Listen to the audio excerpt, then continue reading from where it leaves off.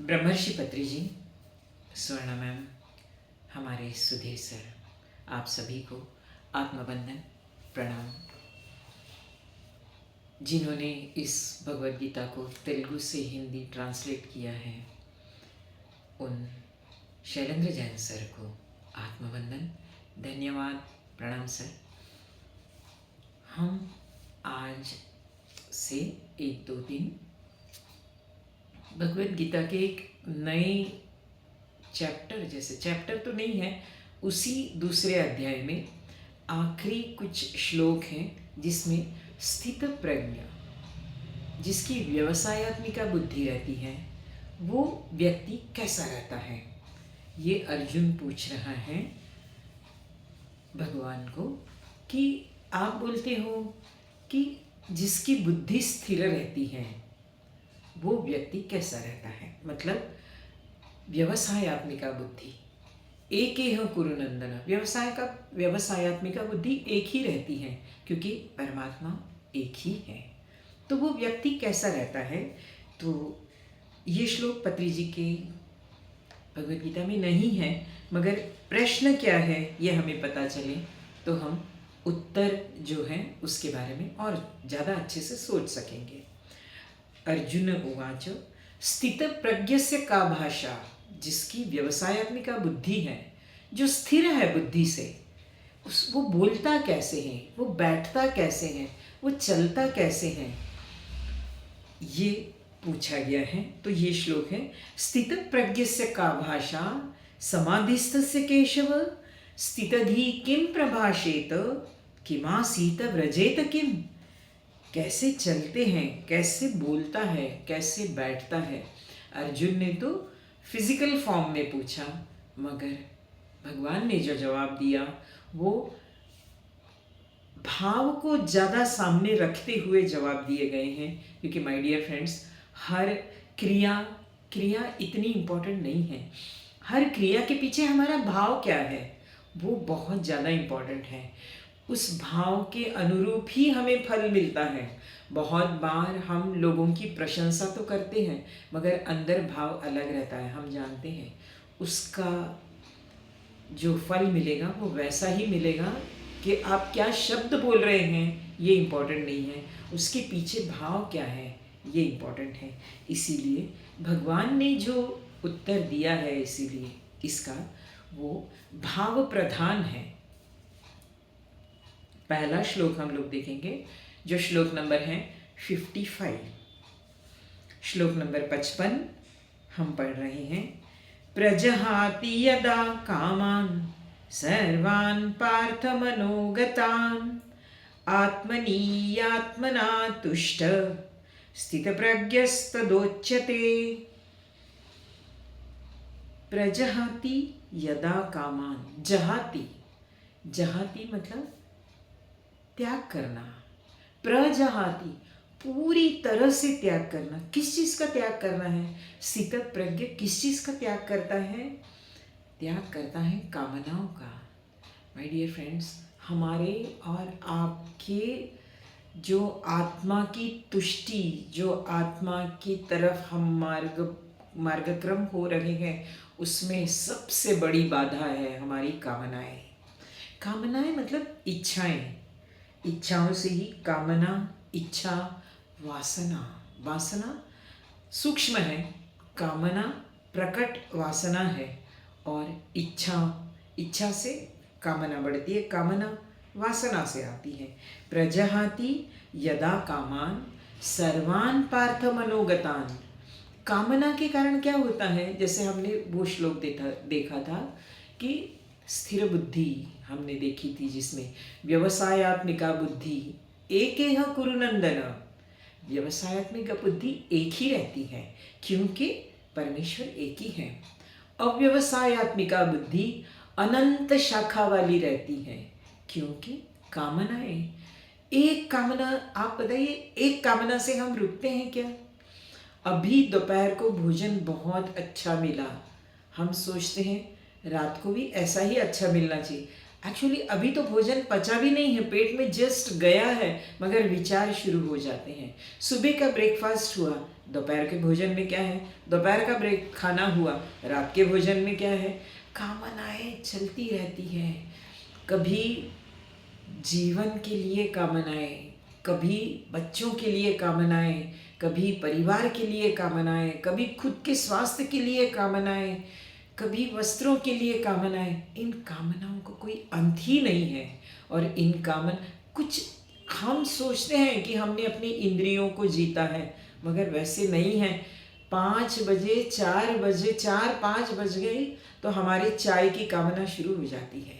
बिना चाय पिए हम आगे नहीं बढ़ सकते। आप बताएं, आप और हम सोचें, अगर हम ध्यान में बैठे हैं और 5 बज गए तो ये कामना हमको ज़रूर बाधा लाएगी। तो माय डियर फ्रेंड्स, यही बताया जा रहा है कि कामनाएं कम करो, कामना पूरी तरह से जानी चाहिए।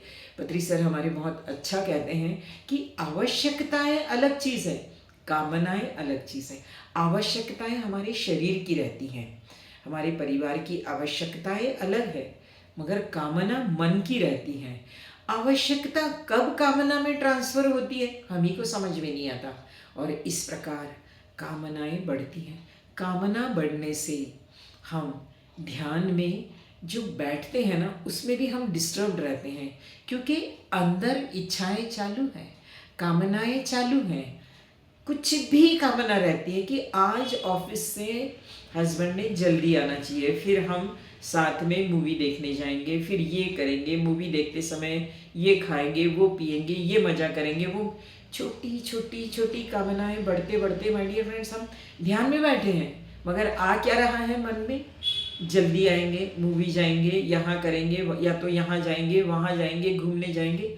ये सब कामनाएं जो है ना, जिसके कारण हम अगला जो पार्ट है, आत्मनि व आत्मना तुष्ट, आत्मनि व आत्मना तुष्ट, उसके कारण हम अपनी ही आत्मा में स्थिर नहीं रह सकते।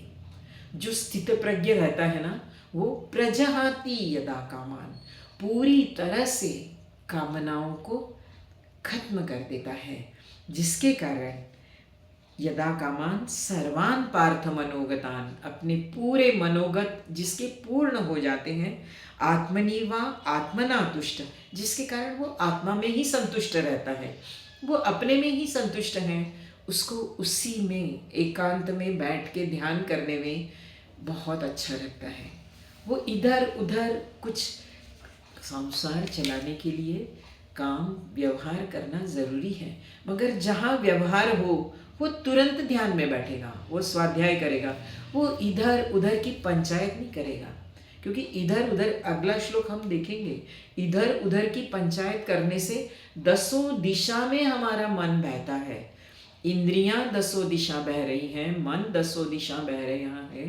कहाँ से बुद्धि स्थिर होगी, कहाँ से व्यवसायत्मिका बुद्धि होगी? ये अव्यवसायत्मिका बुद्धि 10 दिशाओं में चलती रहती है। एंड माय डियर फ्रेंड्स, बुद्धि स्थिर नहीं होगी तो हम मन को स्थिर नहीं, मन ही तो बुद्धि ही तो मन को स्थिर करती है।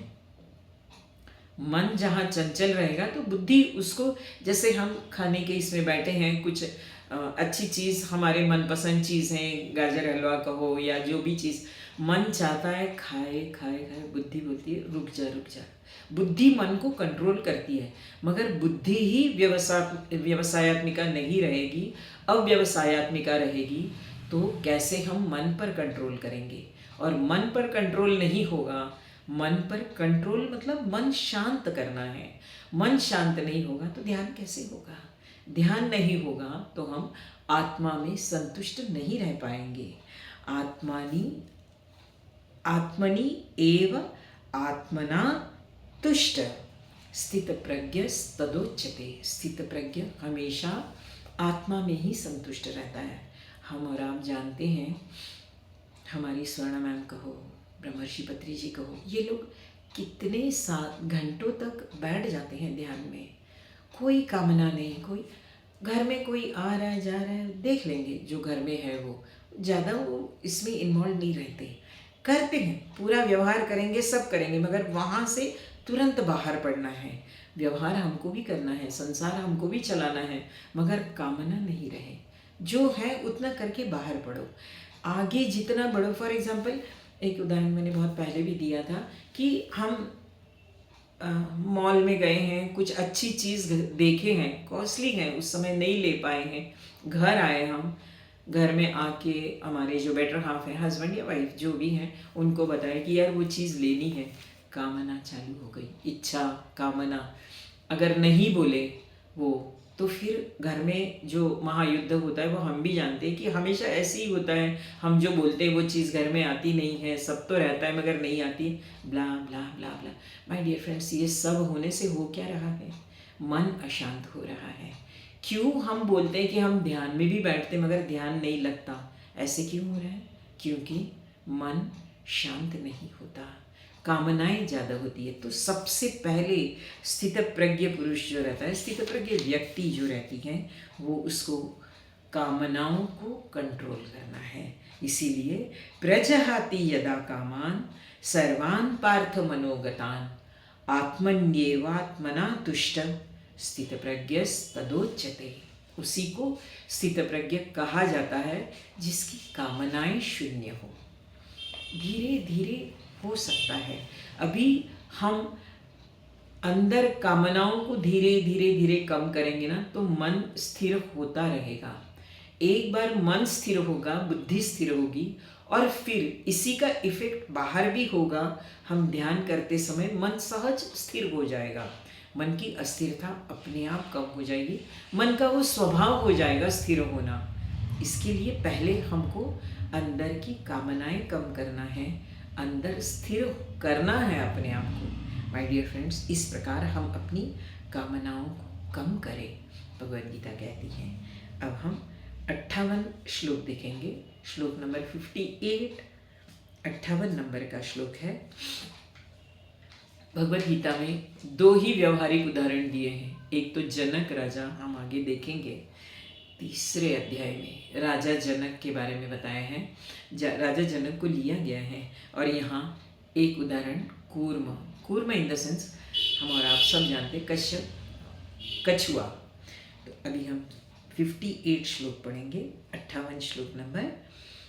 यदा संहरते चायम कूर्मोऽङ्गानीव सर्वश इन्द्रियाणीन्द्रियार्थेभ्य तस्य प्रज्ञा प्रतिष्ठिता।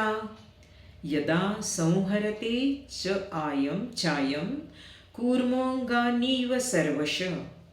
कूर्म कछुआ जैसे अपने पूरे अंग को अपने पीठ में समा लेता है, अंदर कर लेता है पीठ के अंदर।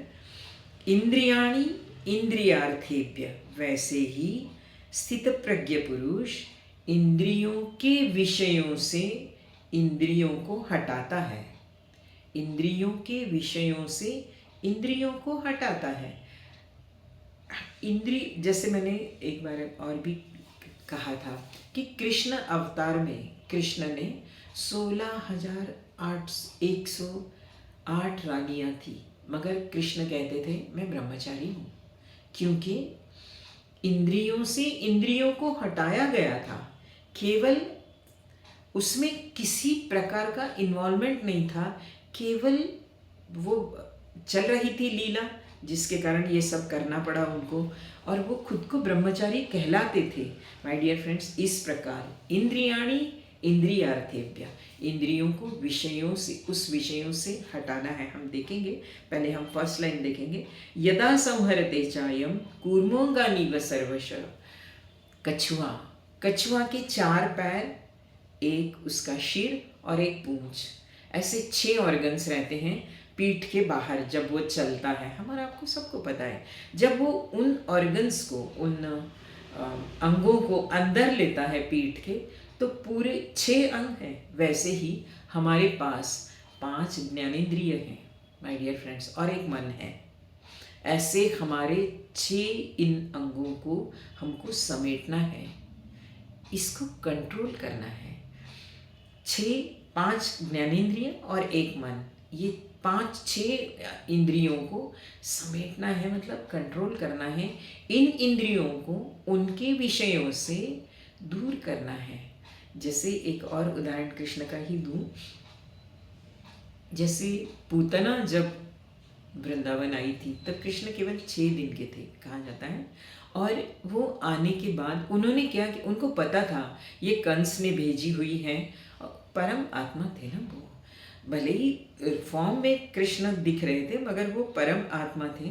और उनको पता था कि ये वासना का रूप है।